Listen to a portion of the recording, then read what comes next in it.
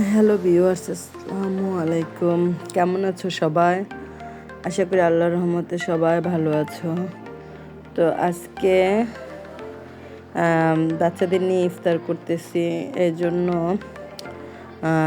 ভাজা পোড়া কিছু করব না। যেভাবে মানে সময় কম করে যেটা রান্না করা যায় সেটাই করবো। আর বাসায় ওরকম কিছু ছিল না, দেন মুরগি ছিল আর পোলার চাল ছিল।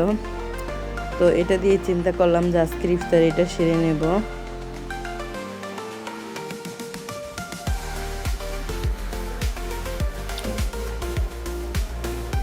এখন আমি মুরগির মাংসগুলো প্রথমে সয়া সস দিয়ে লবণ দিয়ে ম্যারিনেট করে রেখেছিলাম। তারপর এটা এখন ডুবন্ত তেলে ভাজতেছি। ভাজা শেষ হলে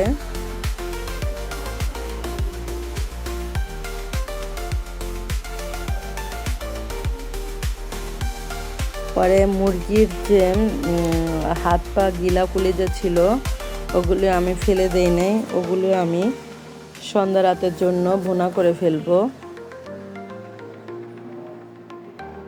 তো প্রথমে ভুনা করার জন্য আগে মাংসটা ফ্রাই করে নিলাম, চিকেনটা। দেন এখানে অন্য একটা ফ্রাই প্যান বসিয়ে তেল দিয়ে পেঁয়াজ কুচি বেশি করে দিয়ে দিলাম। তারপরে এটা ভাজা ভাজা করে নিলাম।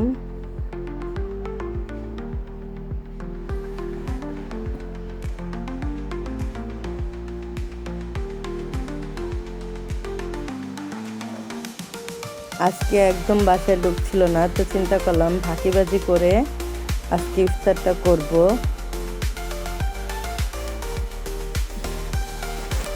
তো এই তো হলুদের গুঁড়া মরিচের গুঁড়া দিয়ে এটা মুরগির হাত পা গিলা কলিজা রান্না করে ফেললাম, যেটা শর্টকাটে খুব দ্রুত রান্না করা যায়। দেন অন্য একটা কড়াইয়ে চিকেনটা ভেজে নিলাম। এখন আমি 2 চুলায় সুন্দরভাবে বসিয়ে দিব, কারণ এক চুলায় টাইম হবে না, আর প্লাস বাচ্চা নিয়ে নামাজ কালামের প্রবলেম হয়। তো ওই চুলায় এটা দিয়ে দিলাম। আর দেখো, আমি বাসায় কোনো কিছু না থাকলে ঘরে যেগুলো থাকে ওগুলো দিয়েই রোস্টটা রান্না করার ট্রাই করি। তো ওই তেলের ভিতরে তো বাসায় টক দই নেই, টক দই বেশিরভাগ ঘরেই আমার বানানো হয়। দেন এই তো বাবুর গুঁড়া দুধ দিয়ে আর লেবু দিয়ে টক দইটা বানিয়ে ফেললাম। আর হালকা একটু মরিচের গুঁড়া দিলাম ঝাল হবার জন্য।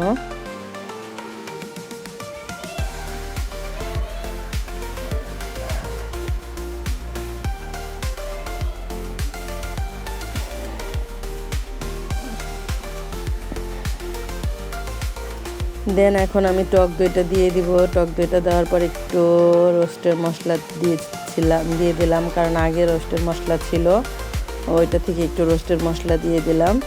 দেন এখন আমি এটা সুন্দরভাবে তেলে ভেজে নিব, ভাজা ভাজা করে। তারপরে পানি দিয়ে দিব আর লবণ দিয়ে দিব, দেন পানি দিয়ে দিব সিদ্ধ হওয়ার জন্য। তারপর কিছুক্ষণ অপেক্ষা করতে হবে, তাহলেই হয়ে যাবে রোস্ট।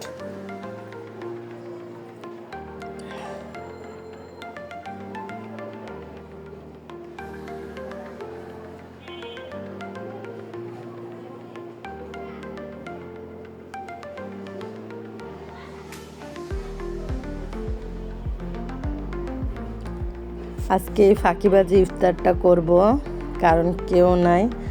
আমি সবসময় আমার আম্মুকে দেখেছি মানুষজন না থাকলে হয় একটু খিচুড়ি রান্না করে, ডিম ভুনা রান্না করে, বা একটু মুরগির মাংস পোলাও রান্না করে এই ইফতারটা সেরে ফেলে। তো দেন সেটাই আজকে করব, মায়ের শেখানো পদ্ধতিতে চলতেছি। এখন ওই রোস্টটা হয়ে গেল, রোস্টের যে এক্সট্রা তেল ছিল ওই তেলটা দিয়ে এখন পোলাও রান্না করব। দেখছো আমার মতো হিসাব করে কে সুন্দরভাবে চলতে পারে। দেন আমি সুন্দরভাবে এইভাবে করে নিচ্ছি এবং চালটা কষিয়ে নিতেছি। দেন নেওয়ার পর গরম পানি দিয়ে দিলাম। দিয়ে দেওয়ার পরে এখন আমি সুন্দরভাবে, আর ওদিকে বসে বসে আমি সালাদ টালাদ এগুলো কাটতেছি।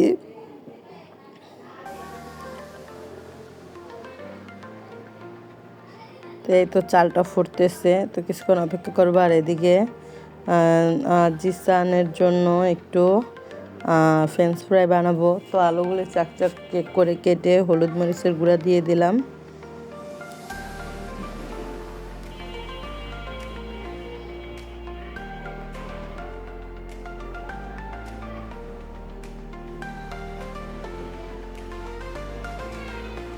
এই তো আমার পোলাও হয়ে গেল। তো এত রোস্ট পোলাও দেখো আজকে ইফতারিগুলো, এই যে এগুলি ছিল আজকের ইফতার। পোলাও, রোস্ট, লাউ চিংড়িটা কালকে রান্না করে ছোটোই ছিল, আলু ভাজা, আর এই তো মুরগির হাত পা গিলা কলিজা ছিল, আর শশা ছিল। তো দেখছো এই শর্টকাট ফাঁকিবাজি ইফতারি। তো এটাই আজকে তোমাদের সাথে শেয়ার করলাম। এখন আজান দিয়ে দিবে, তো আমি খাবারগুলি সব বেড়ে নিব প্রত্যেকটা প্লেটে ওদের দুই ভাইয়ের জন্য, দেন আমার জন্য। এখন আমরা এটাই খাবো। এটাই ছিল, কারণ বাসায় লোক ছিল না, এই জন্য আমাদের এটাই ছিল ফাঁকিবাজি ইফতারি। তো আজকে ফাঁকিবাজি ইফতারিটাই শেয়ার করলাম, যে তেমন কিছুই ছিল না, শুধু ঘরের শশা ছিল আর আলু ভাজা দিছি একটু।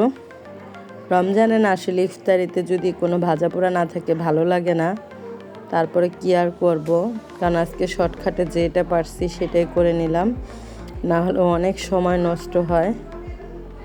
দেন এই তো আমাদের প্লেটগুলি একটু সাজিয়ে নিলাম শসা দিয়ে। তো আজকের ভিডিওটা এই পর্যন্ত। সবাই ভালো থাকবেন, সুস্থ থাকবেন। দেন আল্লাহ হাফেজ। আর আমার ভিডিওটা যদি ভালো লাগে বেশি বেশি লাইক এবং সাবস্ক্রাইব করবেন প্লিজ প্লিজ প্লিজ। আর যারা যারা আমার ভিডিওটা দেখবেন তাদের অসংখ্য ধন্যবাদ, এবং আমি দোয়া করব আপনারা যেন সবাই ভালো থাকেন, সুস্থ থাকবেন। দেন আল্লাহ হাফেজ।